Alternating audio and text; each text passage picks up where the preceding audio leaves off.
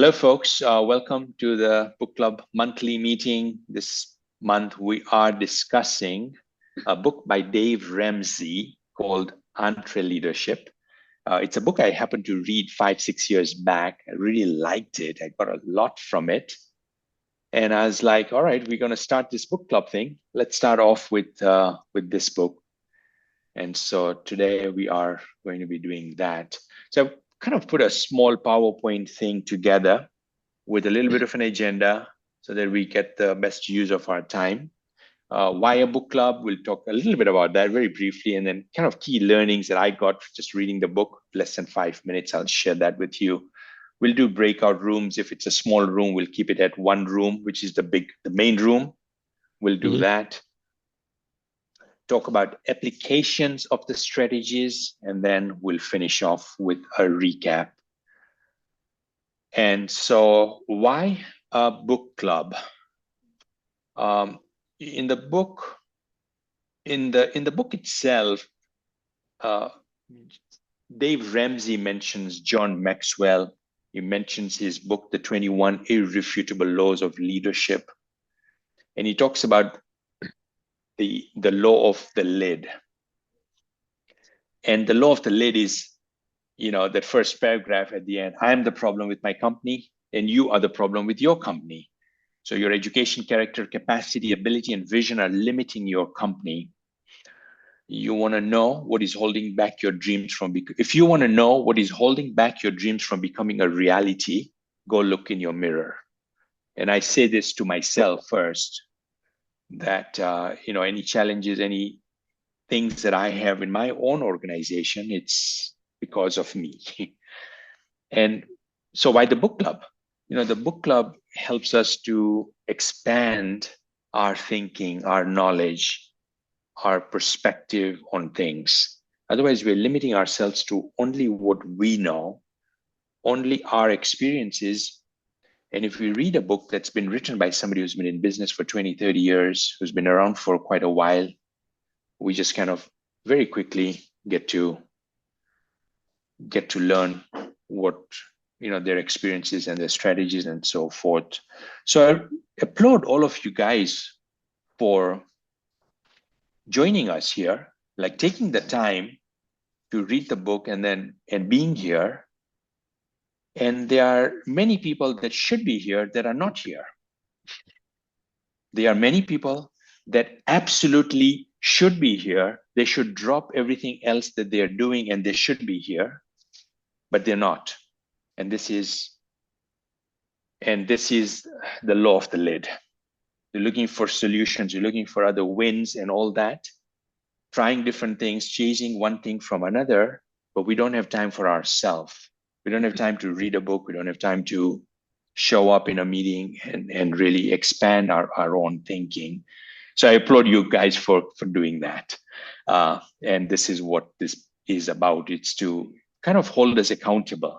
Read a book, come together, discuss it, and walk away with some key takeaways and some action items. All right, very quickly, housekeeping stuff. Number one, participate, but be mindful of time and allowing others to share. So if you want to share, get right to it, 30 seconds or less. I'm really huge on that. 30 seconds or less and get out of that sharing mode. Let everyone else share. Number two, raise your hand, use chat to share. So the chat pane is good as well. Number three, respect each other's opinions and differences. The goal is to learn, not to win an argument.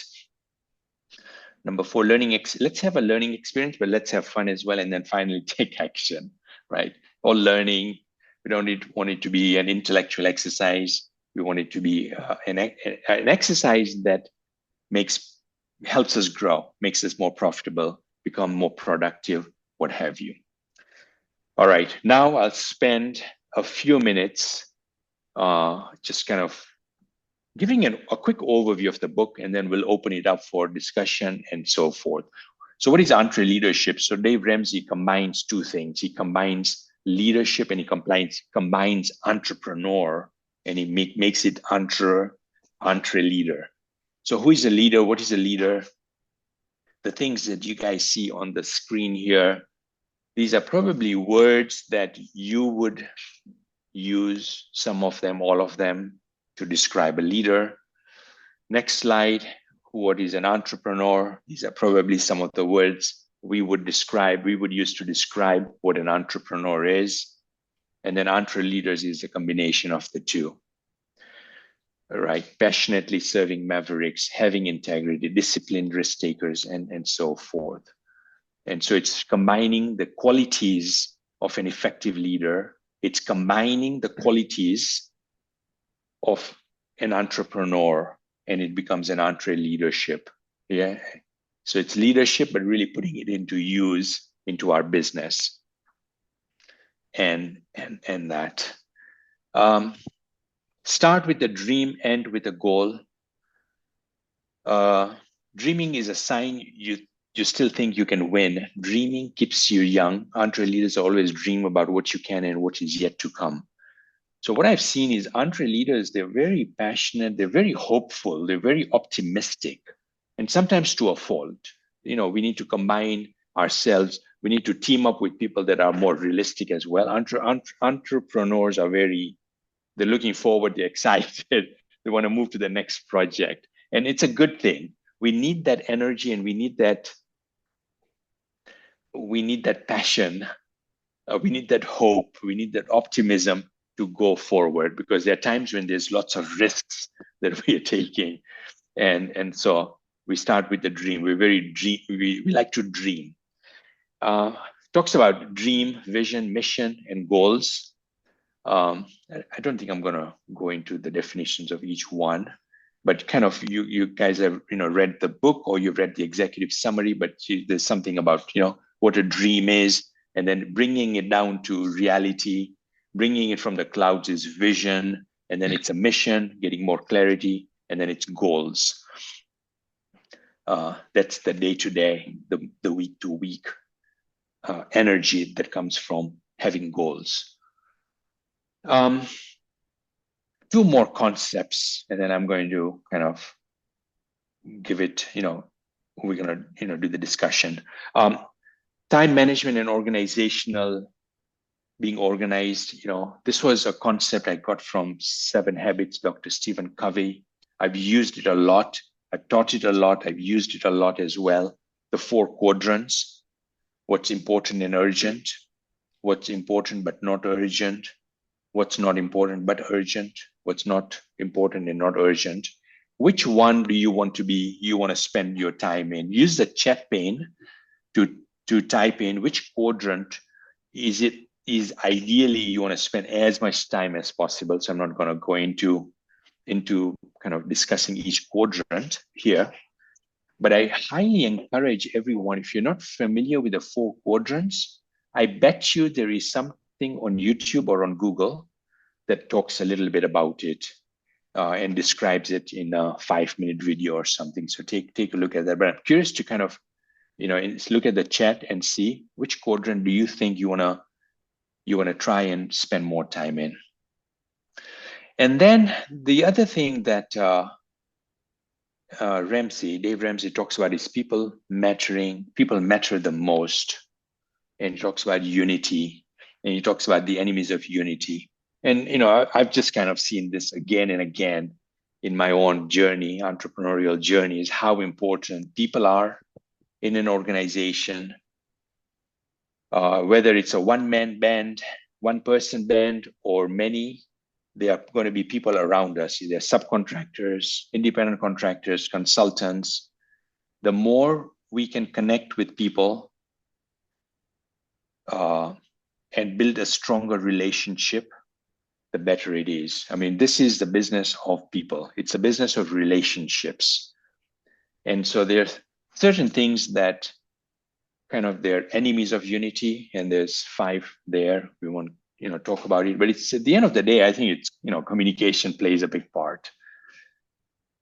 Communication plays a big part of communicating with each other and keeping that healthy, keeping a dialogue, not a monologue, and then shared purpose. All right, let's see what time management folks said. Mike said 2, and Noor said 1. Ideally, where do you want to spend more time in? What about the rest of you guys? Take a moment, share what that looks like for you. Ideally, which quadrant do you want to try and spend more time in? What's your goal? All right, moving on. Okay, next is, yeah, as I said, we'll kind of do a breakout room, but I think it's a small group, so we won't do a breakout room, but we'll have a discussion here. How can you apply the principles of EntreLeadership to your current situation or goals? And even before that, we can start with a question of how does EntreLeadership, how does the book resonate with you? Like, what was your experience like, just reading the book? So we can go around the room a minute or less, really. Just we're looking for like the key things, the most important things. So, choose your words to kind of fit it into 30 seconds or less, or 45 seconds or less, or a minute or less. Yeah. How can you apply what resonated before we go to this question? What resonated about, for you about the book? What was the biggest, like one of the biggest ahas, takeaways from the book or from what I shared here? I'll go first. Sure, go ahead. I mean, I got about halfway through the book, so I've got a ways to go. I have a hard time getting a lot of reading, but I've thoroughly enjoyed this. I think for me, uh, some things you've already talked about, because first part of the book, the passion, the importance of having passion. The time management was huge to me because when I read that and I really thought about it and I looked to see how much of my day gets bogged down with the urgent but not important. And I think that is something that I need to specifically work on. And I also really liked, the making sure that everyone in the company has, the good communication and shared purpose. So if everyone doesn't realize the purpose of where you're trying to get, then you're running, you're pushing up against something that's not going to move. So I thought that those ideas were spectacular. I'm loving the book and plan to finish it. I don't know, but it's going to take me a little while. But I really like it. So thank you. Yeah, great. Good to hear, man. Thanks for sharing that. Good. Who's next? Noor, I'm going to point to you. Or Okay. Mike, go, and then Noor. No, go ahead. Nora can go. I especially like the idea of teams also in it. Um, the book basically talks about step by step about everything, right? That what's the vision, your mission, your purpose, and then having that right set of people that are gonna drive that the purpose and vision, So I like that specific idea, and also this time management, because I also use this one, the quadrant one, and I also use the idea of like what you can eliminate, reduce, combine, or delegate. So overall, I find that the book is a very simplification of the step by step approach. How to, for anybody who's an entrepreneur, they can start with, it defines like, that specific steps, that what's your vision, where do you want to go, then what's your mission, what is the bigger purpose, then what are the team members that you're going to have, why is that important, what kind of culture that you want to bring in that organization, it talks about that also. And then again, the smaller things, operational stuff, time management. So, I mean, I like it in that way, that it's very simplified for anyone to learn and read, and in a step by step approach. That's what my Awesome. biggest takeaway. Yeah, great. Awesome. Mike? Yeah, I mean, it's funny. I found the book to be inspirational in a sense that I like the book. I like it a lot. It um, it actually kind of encouraged me to kind of really move forward with a joint venture that I'm going to be working on or going to start to work on with a colleague of mine. And it's been kind of floundering out there, but in reading the book, it kind of re-energized my passion for that startup, to kind of build something from nothing.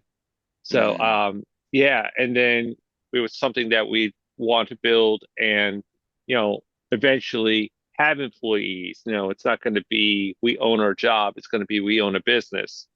And this is a great kind of template to follow as things kind of grow. And the examples that he gave, and and it's funny because I pictured Ramsey to be a Dave Ramsey to be a somewhat irritable person at times, and he definitely wasn't shy about putting that out there. And just listening to some of the things I've listened to him on his talk show, on his radio show, and stuff like that, it's definitely kind of to the point. Which his book was written that way, and I thought that it was very well done. Yeah, great to hear. Let's go Edna and then Alicia. Yeah, so I really like chapter 3 about MBO method, the management and management by objective. Basically making sure that the leader and the team member is on the same page in terms of the goal, which I think that is very challenging most of the time because some leaders already have that kind of vision or goal in their head, and the team member is not really aware of that. So basically, the two of them are working um, on a different goal, which some most of the time, resulted to a failure. So I really like that part, which it will really help leaders and team members to be in just one place and one goal. Yeah, well said. Good. Alicia? So for me, the time management, the quadrants that really spoke to me personally, as a full-time employee, a mom of 2, that time can, get really, jumbled together. So the idea of that and keeping that in mind was really great to me. And then also the idea of, developing your goals, your vision, but not only, thinking about that, like in your work, but also like in your life, right? Like having those goals and visions, always developing those, like there's no standard, there's no limit. So keeping that in mind in all aspects. Right. Yeah.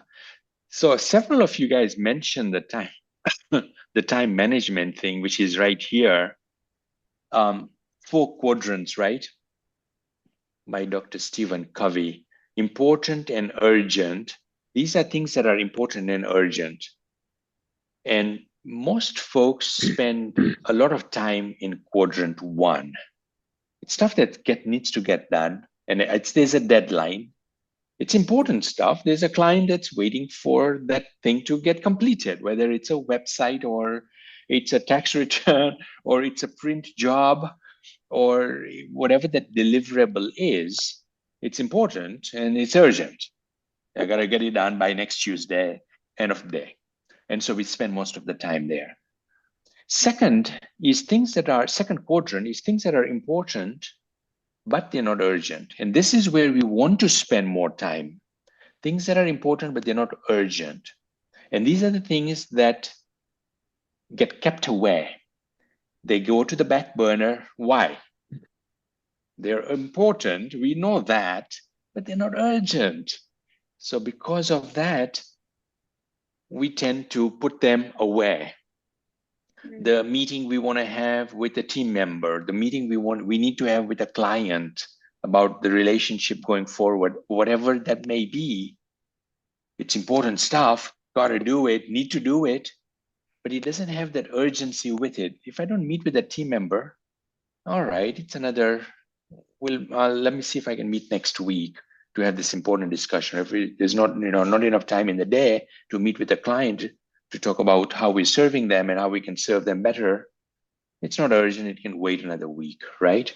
So the trap we fall in as human beings is we're not in quadrant 2 as much as we need to be, as much as we should be, right? We tend to be more in quadrant 1. And quadrant 1 is the here and now. It's doing what is today. Quadrant 2 is doing things that will help us going forward. It will help us in the future. So we're going to spend more time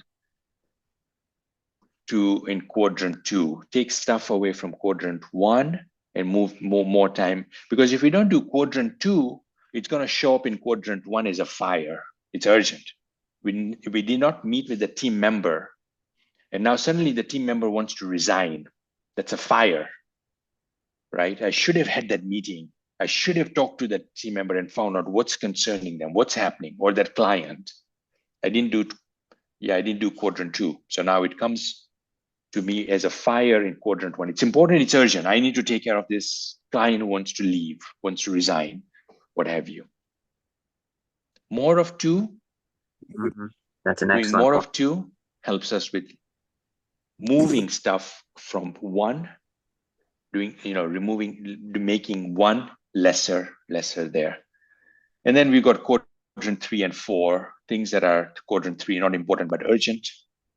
And then, it's checking the mail, it's checking emails. It's kind of, just a lot of time spent on stuff, depending on the position of the person in the company. Yeah. And then number 4 is not important and not urgent, social media and so forth. So yeah, that's kind of on the time management stuff that you guys were kind of referring to, that you read and it resonated with you.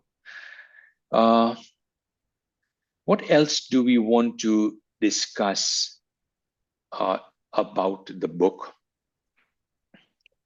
Actually, there was one line about time management that I thought was really kind of poignant because I had highlighted it on my end. It's don't work on the symptom, attack the problem that caused the symptom. Because I think a lot of cases we tend to try to put out the fire as opposed to what's causing the fire in the first place. Is it lack of preparation? Is it just a staff member that continually falls behind, whatever the case ends up being, and I think that's important because identifying what's causing with the symptom, identifying the problem is a huge win as far as just managing in time and getting things done on time and such. Yeah, that's a quadrant 2 thing. Going for the why, the root cause. Yeah. Perhaps we can spend a few minutes on that second question. What changes will you make or actions you will take? This doesn't have to go the full hour if we don't want to go the full hour. So we can spend, say, 5-10 minutes on that. Like, what are some takeaways, things that you can start applying today, tomorrow, that you got from the book? What changes will you make or actions that you will take from reading the book, hearing what you did here, listening to stuff, the little bit of interaction that we had here?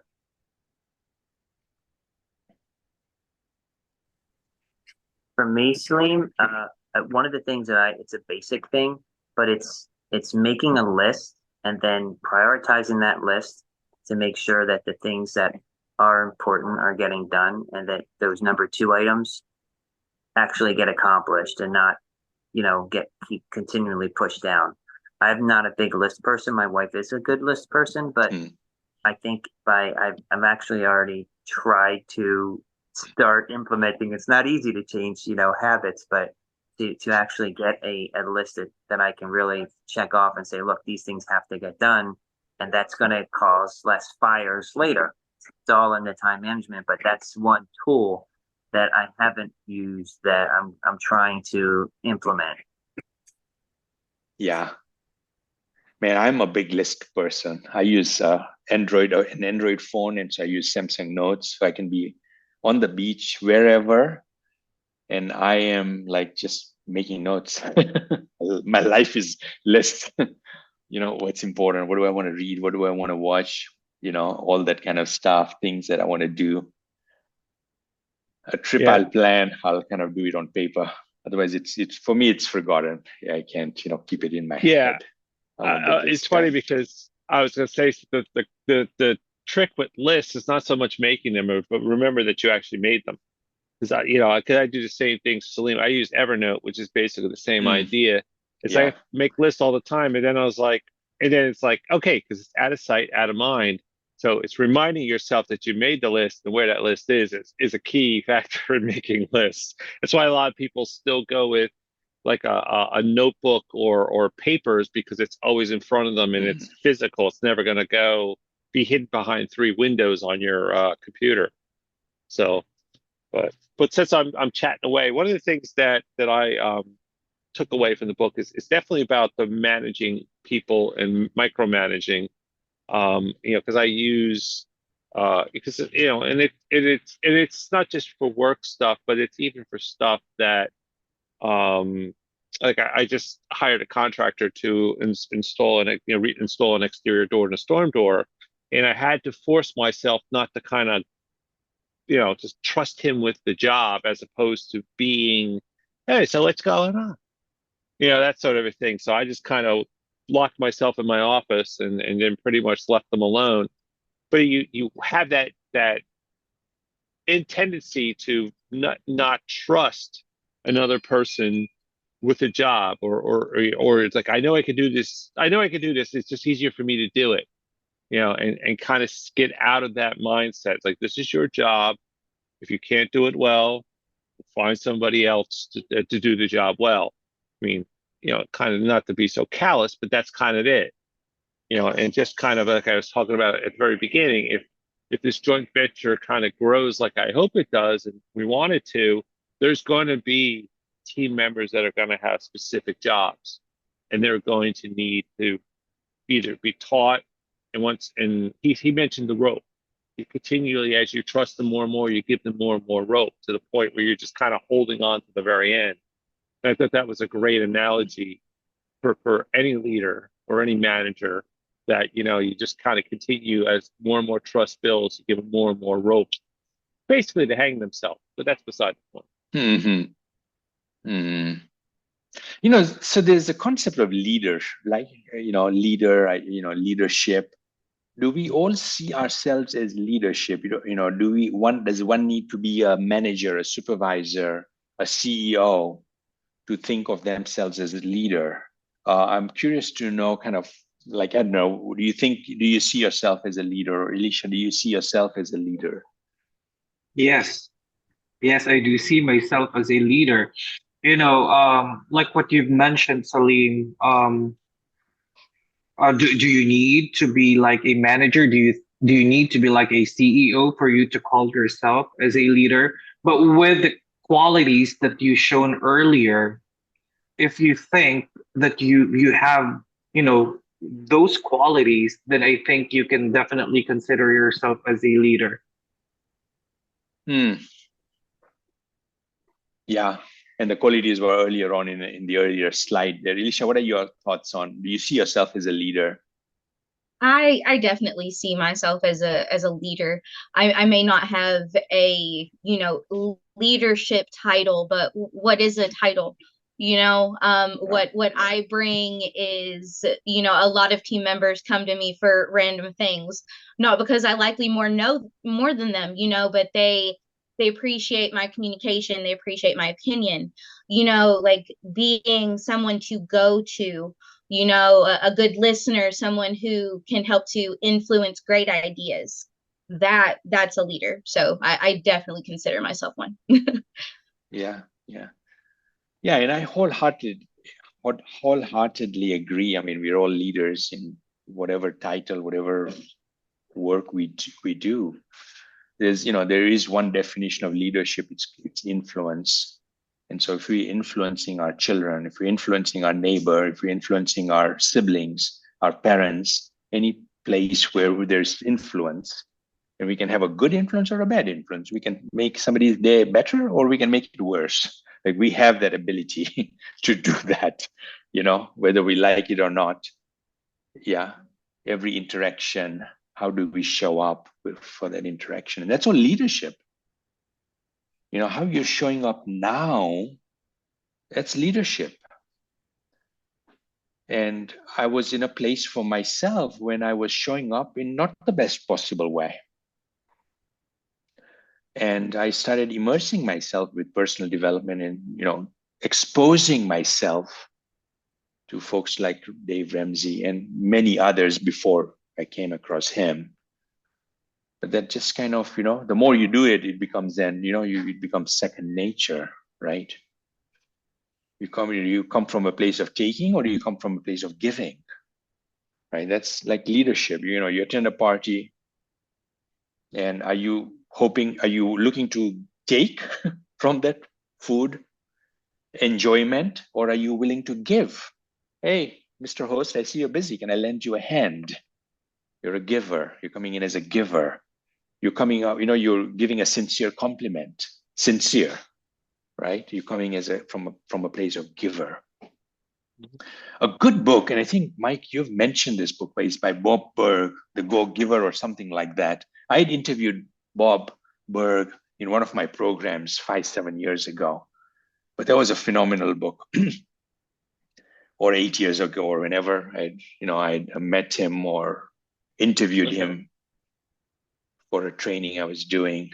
But yeah, The Go Giver, or a book along those lines, was pretty fabulous book there.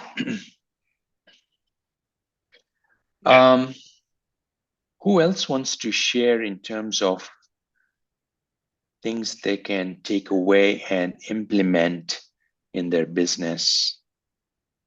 Take actions from the book. This is like, kind of a very powerful reminder for me. Sometimes you're doing things on a day-to-day basis, but you're skipping, like, maybe not realizing. And when you share this part, that urgent and important and urgent and important and not urgent, right? So what I have realized that I'm spending a lot of time on important and urgent, and I also am very good in making lists, and I have plans and everything. But what is important but not urgent, what happens is, like, when I used to push those things in the future, like whenever something else comes up, I give it the second priority, because I feel like, oh, this thing I have to do, for example, for my work or for my business, but it's not very urgent, right? Let's do this other thing. So it's not affecting me in short term, but it's going to affect me in long term. And this is the biggest takeaway which I want to change, that if I have planned something, if it's not urgent but important, I have to execute it, because right now it's not urgent, but tomorrow it will be, and I will have to do double or triple amount of work to make it happen then. So that's kind of my commitment from this today, and it's the biggest takeaway for me. I was like, not mindful of this, so I'm really thankful for bringing up this point and explaining it, because I was missing it. Awesome, good to hear. So if you go back to the slide on leadership, what are the qualities of a leader? Because it's something that interesting that I thought about, because you asked, what is a leader? Integrity, servant, all those things like that. I think we all have these qualities inherent. I think what makes a leader is being able to use them all at the same time, because I think that's the difference between being a boss and being a leader. Is because even the worst boss, has passion, has skip integrity, but it could be humble in the list and stuff like that. But it's putting all of these together in a single quality. It's basically the sum of the parts. And doing it in a business setting, I think that's really what really separates good leaders from basically bosses or bad leaders, is being able to do this all the time in every instance. And I think that's the tough part in being a leader, because situations, some situations are very, very stressful, panic driven, all that kind of stuff. I'm swatting away a wasp here. It seems like the Zoom meetings. Anyway, it's hard for that. It's hard to do all of this at the, particularly when the pressure's on and deadlines, your clients or whatever it is are kind of bearing down on you, and you have to still remain focused. That's the hard part. I think a good leader is able to do that more so than others in that same situation. And I think it's a learned thing, as opposed to just someone who's inherently, some people have it, but I think for most people, you have to learn to be all of those things in those situations. So I don't know if it has to be all of them in every situation, but what was coming in my mind as you were sharing that is mastery, the word mastery. What was coming in my mind is being more effective. So Yeah. 1 to 10, right? Mm-hmm. 1 is not good, 10 is amazing. Integrity, I may score 6. Yeah. Servant leadership, I may score 7. Humble, I may score 4. So I'm like trying to move it to the right towards 10, right? And so it's being aware, it's knowing where am I? Where are you for yourself from 1 to 10?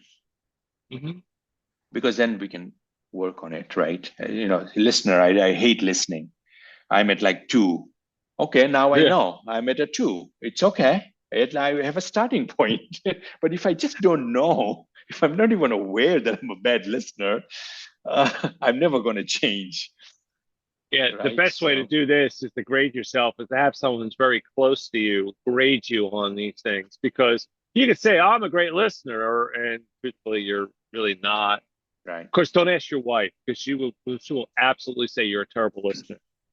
Yeah, and so we ask ourselves first, and then we can ask some, people around us. And I'd love to get some input from, Edner, John, Elisha, on kind of what we just shared about leadership, effectiveness, mastery, having all these in every instant. What are some of the thoughts you guys have? Edner, you go next.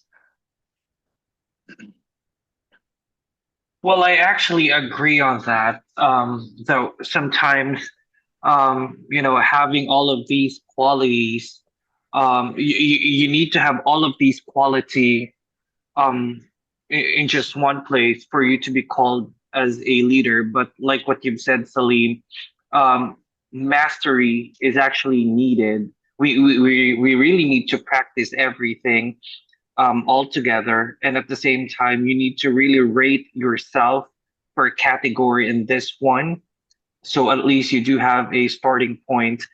And I think, accepting that you are not really good in one particular quality, for me, I can consider that as a strength of a leader.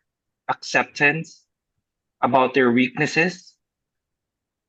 And yeah, that's it. We're going to add that bullet, acceptance to weaknesses. Yeah. It's missing. Yeah, I agree with you, Edner. Having acceptance, being willing to, admit that, like I'm probably too charismatic at times. Like, I think sometimes I need to reel it back, and keep in mind the situation may not, need that much charisma. So, and then also keeping these in mind, not only for you, like in your business, but your personal life too. Like, having this conversation today made me realize, like I really am a leader, not only just for work, but like in my life too. I am the giver, I'm the person that everybody calls when they need something, so keeping that in mind, and, being the best leader that I can, not only in my personal life, but in my work, in the position that I hold in my job for my team. Definitely going to be keeping that in mind more in these bullets. Yeah, Okay. admitting to weaknesses. Yeah, I mean, I want to have a comment on that, but John, you go next. And Okay.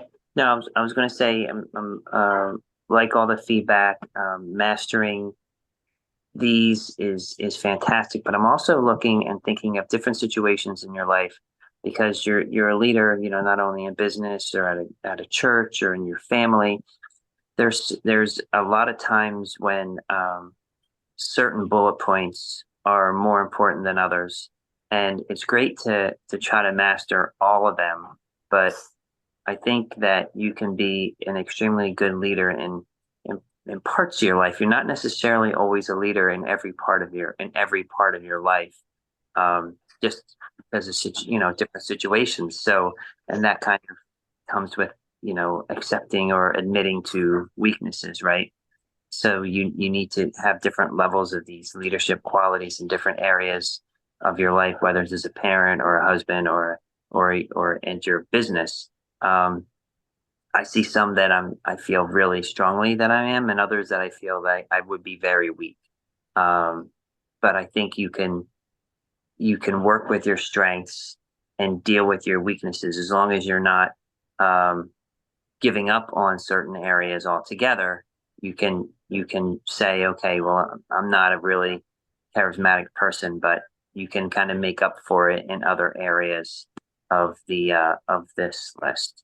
So, I mean, great to be all of these things with a really high value and to work on them. But I think there's a lot of situations where you don't have to really focus on trying to be a high level on every one of these and every one of these categories, but to keep them all in mind. So that's my thought.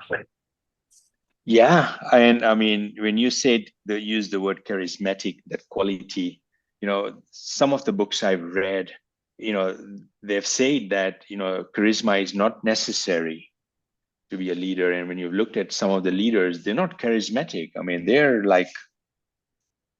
just so disorganized. You cannot get a clear sentence from them sometimes. But they've got other qualities that that kind of makes it up.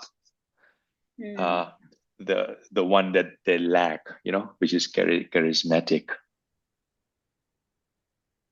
So I want to share my one input, the question which is coming to my mind when I think of a leader. I think there are 2 or 3 really important things. One is influence, right? So because I have small kids, I have seen kids also, and even when you see kids in a group of kids, you can identify a 6 or 7-year-old leader also among that group, because that kid is basically influencing others to let's play this game or let's do this, right? So influence is big, I feel. But I also feel like it's for me that someone, or if I want to be a leader, a leader is always ready to learn. I mean, learning and open to, to different ideas, and basically learning from either books or people or whatever. So, but that point is not in here, the learning part.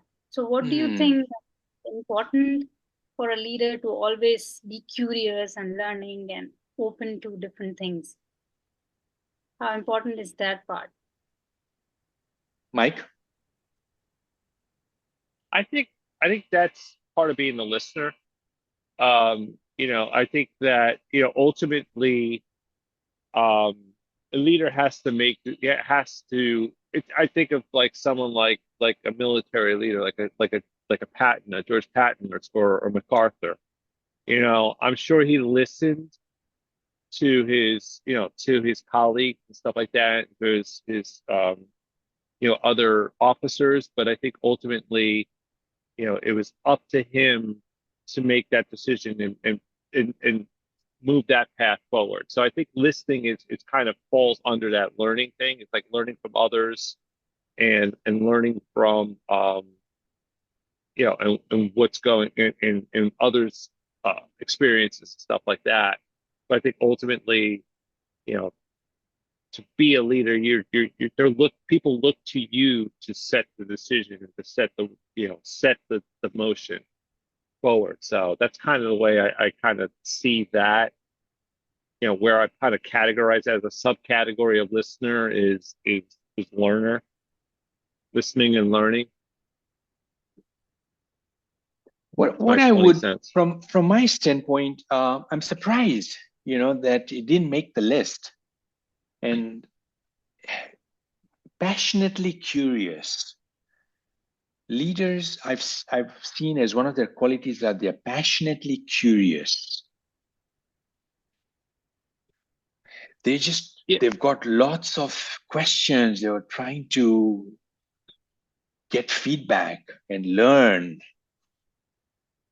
Somebody that falls under listener. Someone that you listen to other things, but ultimately you're responsible for the decision. So I mean that's kind of why. Go ahead. It can kind of fall under the entrepreneur part too, that passionately curious and, you know, that got it. Yeah. The thing that passionate, yeah. you're such a blend, Salim, of the entrepreneur, the leader, that, you know, they're trying to define. I almost think that passionately curious could fall under the entrepreneur more than the leadership. Just saying. Yeah, because learner's under there. If you go back to learner, got it. There it is. That's the growth. Yeah. John gets 2 points from 3. We're starting to mix them. Yeah. That's the learner, right? It's that growth mindset. It's being open to grow. And I mean, you know, I've seen that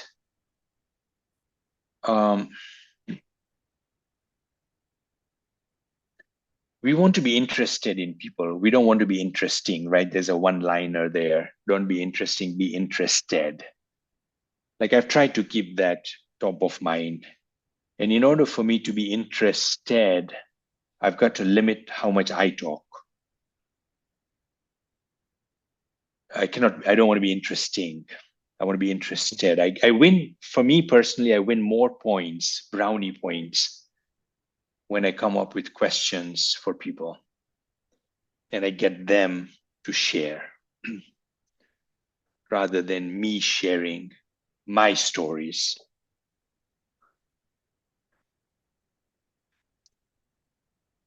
And I learn a lot, I feel, you know, when I do that.